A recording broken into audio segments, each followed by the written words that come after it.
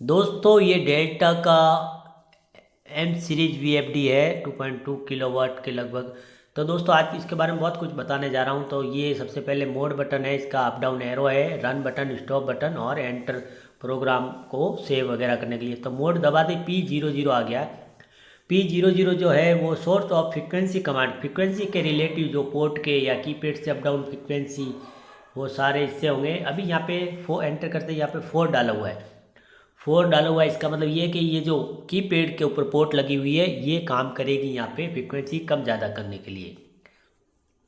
अगर यहाँ पे हम 3 कर देते हैं तो फिर 485 कम्युनिकेशन पोर्ट के लिए है, और अगर 1 कर देते हैं तो टर्मिनल से होगी। 0 करेंगे तो कीपैड से फ्रिक्वेंसी कम ज़्यादा होगी, और 2 करेंगे तो ये जंपर द्वारा होगी। अब यहाँ हमने 1 करके एंटर कर दिया है P00 में। तो अब ये एक्सटर्नल पोर्ट जो होती है हमारी पैनल में पोर्ट लगाते हैं वो पोटेंशियल मीटर, ये देख सकते हैं ये मेरे हाथ में। अब इससे ये फ्रिक्वेंसी कम ज़्यादा होगी। तो आपको सिर्फ इतना ही ध्यान रखना है कि अगर आपको कोई भी फ्रिक्वेंसी संबंधित मामला है तो वो आपको P00 में जाके 1 से लगा के 4 तक सारे पैरामीटर इसी में है। P00 फ्रिक्वेंसी के सारे फ्रिक्वेंसी बढ़ाने से संबंधित सारे पैरामीटर P00 के अंदर है, 1 से लगा के 4 तक। बहुत इजी पैरामीटर है। उसके बाद एक बार मैं आपको चेक करके बता देता हूँ वापस, ये देख सकते हैं ये। उसके बाद दोस्तों नेक्स्ट जो पैरामीटर हमारा आएगा P01 source of operation command. Source यानी रन कमांड के संबंधित जो प्रोग्राम है वो सारे इसमें आएंगे। यहाँ पे आप देखते 00 कर दिया है मैंने, तो 00 करने पर ये कीपैड से रन होगी, और रन स्टॉप कीपैड से होगी। फ्रिक्वेंसी तो वही सेट की थी हमने कम स्पीड करके, देख सकते हैं जैसे कि मोटर रन हो गई है। स्टॉप रन, तो आपको ये ध्यान रखना है कि P01 में source of operation command, run command के सारे पैरामीटर आपको इसमें मिलेंगे कि आपको कहाँ पे रन देनी है, कीपैड से ऑपरेट करवाना है या एक्सटर्नल स्विच से एनओएनसी से पैनल से अलग दूर कहीं रिमोट से ऑपरेट करवाना है। तो यहाँ पे 01 कर देंगे यहाँ से, तो ये रिमोट वगैरह या अलग बटन से ऑपरेट होगा। उसके बाद operation determined external control terminal keypad stop इस इंटरफेटिव, इसी तरह 2 नंबर। और ऑपरेशन जैसे मैंने आपको पहले भी बताया था 3 नंबर जो है इसमें ये कम्युनिकेशन के लिए है PLC से 485 RS 485। और 4 में भी सेम ऐसे ही रहेगा इसमें P01 में। P02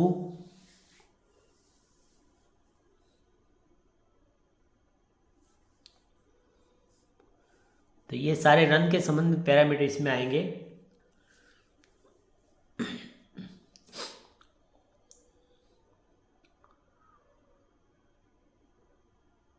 उसके बाद हम P03 में जाएंगे। P03 मैक्सिमम आउटपुट फ्रिक्वेंसी, आपको यहाँ पे ज़्यादा से ज़्यादा कितनी फ्रिक्वेंसी रखनी है। P03 में हाईएस्ट फ्रिक्वेंसी आप यहाँ तक की जो लास्ट लिमिट जो भी है वो आप जितनी रखना चाहे वो रख सकते हैं, मैक्सिमम फ्रिक्वेंसी। उसके बाद ये देख सकते हैं अब मैंने यहाँ पे 60 करा तो 60.9 यहाँ पे आ रहा है, और भी बढ़ाना चाहे तो बढ़ा सकते हैं आप। उसके बाद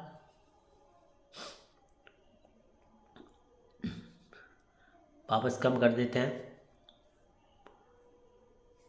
मैक्सिमम आउटपुट फ्रिक्वेंसी है ये P03 में, वापस 50 कर दिया हमने। उसके बाद maximum voltage frequency base P04, maximum voltage frequency base frequency यहाँ पे देख सकते हैं 50 हर्ट्ज है। आप 400 तक यहाँ जो भी आप रखना चाहें, 10 से 400, हम इनको 50 ही रहने देते हैं। उसके बाद 5 मैक्सिमम आउटपुट वोल्टेज, यहाँ पे हमको यहाँ पे 440 डाला हुआ है मैक्सिमम। आप आपके जो वोल्टेज आ रहे हैं उस हिसाब से 10-20% अप डाउन करके डाल दें। फिर P06 मिड पॉइंट फ्रिक्वेंसी, आपको कम से कम जो फ्रिक्वेंसी यहाँ पे डेट डाली हुई है 1.50 जो डिफ़ॉल्ट है, तो मेरा मानना यही रहने दें आप, वरना मशीन झटके से उठेगी। फिर P07 में जो है मिड पॉइंट वोल्टेज, इसी तरह कितने वोल्ट से आपको ऑपरेट करवाना है, तो यहाँ पे 20 डाला हुआ है। ये सब डिफ़ॉल्ट है।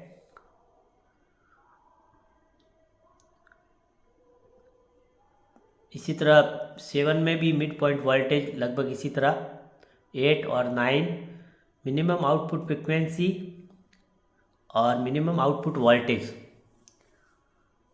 तो वो आप अपने हिसाब से डाल सकते हैं। ये सब डिफ़ॉल्ट होता है, इसमें डालने की भी ज़रूरत नहीं है। उसके बाद एक्लेरेशन और डी एक्लेरेशन टाइम, ये जो मेन पॉइंट है वो ये आपको ध्यान रखने की चीज़ है। जो मेन है जो है P0, P10 और P11। P10 में आप देख सकते हैं मैंने यहाँ पे कम किया था, एकदम झटके से मोटर रुकेगी और झटके से उठेगी। मतलब मोटर का जो फ्रिक्वेंसी मैक्सिमम जो डालते हैं उस तक पहुँचने का जो समय होता है, रनिंग टाइम, ऐसे 1.8 11 में हमने डाला। अब मैं आपको एक बार बढ़ा के बताता हूँ, पहले 6.7 करता हूँ। अब देखिए आप, मोटर जब एकदम रुकेगी, जब देखना आप, ये उठी, एक झटके से उठेगी और एक झटके से रुकेगी।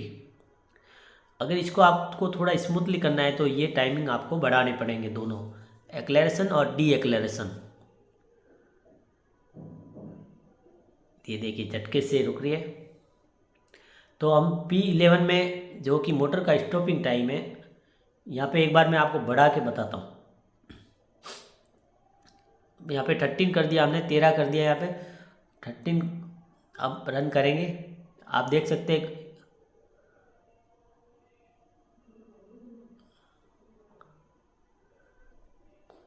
एक्लेरेशन टाइम भी बढ़ा देते हैं हम, एंटर। एक्लेरेशन टाइम का मतलब है मोटर का स्टार्टिंग टाइम।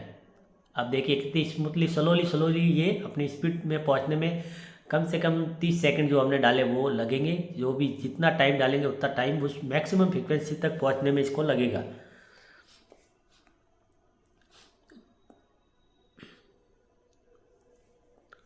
अभी मैं और बढ़ा देता हूँ, यहाँ पे देखिए आप का, सॉरी घटा देता हूँ। यहाँ पे मैंने 7 कर दिया। आप 7 करने के बाद एंटर करेंगे और 11 में भी तय कर देंगे। तो इस कहने का मतलब, अगर आपके पास अगर ब्रेकिंग रजिस्टर लगा है तो आपको ये टाइम कम से कम रखना है, जिससे कि झटका भी नहीं पड़ेगा और आराम से स्मूथली ब्रेक करेंगे। अगर कहीं पंप में यूज करते हो तो आप मैक्सिमम टाइम रख सकते हो, बाकी बहुत कम टाइम रखना चाहिए। इसके बाद P15 चलेंगे। जो P15 जो है वो जोग एक्लेरेशन डी एक्लेरेशन टाइम है। यहाँ पे 1.0 डाला हुआ है, तो इसको ये हम इसको घटाने बढ़ाने या कोई ज़रूरत नहीं है, ये हम ऐसे ही रहने देते हैं इसको। उसके बाद है एंटर करेंगे 16 में जोग फ्रिक्वेंसी, जोग में ये डिफ़ॉल्ट में 6 या 5 ही रहता है सभी में। अगर आप अपनी सुविधा के हिसाब से बढ़ाना चाहें तो यहाँ पे फ्रिक्वेंसी बढ़ा सकते हैं। तो ये तो हो गए VFD के पैरामीटर नॉर्मली पूरे। वैसे जोग वाले तो मैंने ऐसे आपको बताया, उनकी ज़रूरत नहीं है। अगर आपको ज़रूरत पड़ती है तो वैसे और भी मेरे वीडियो डाले हुए हैं, वो ज़रूर देखें। दोस्तों वीडियो को लाइक शेयर और सब्सक्राइब ज़रूर करें। Thank you.